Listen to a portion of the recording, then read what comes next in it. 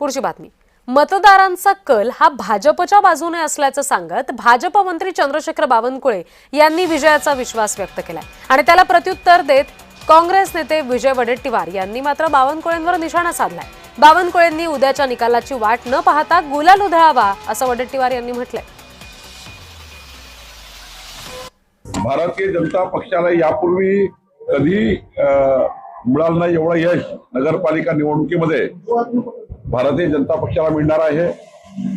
यापूर्वी या नगरपालिका आमच्याकडे नव्हत्या, त्याही नगरपालिका आमच्याकडे येणार आहे आणि जनतेचा कौल हा भारतीय जनता पक्ष आणि महायुतीच्या बाजूने आहे.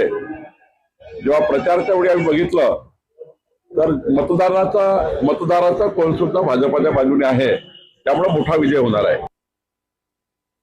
एका नगर म्हणजे प्रभागामध्ये 700 ते 1200 मतदान आहे. एवढ्या छोट्या नगर परिषदेसाठी ताब्यात मिळवण्यासाठी जर 40 कोटी रुपये खर्च करू शकतील तर यावरून निवडणुका आम्हाला वाटतं की आम्ही जिंकणार म्हणण्यासाठी आम्ही जिंकलो आहे म्हणून पहिलेच गुलाल उधळा ना निकालाच्या अगोदर.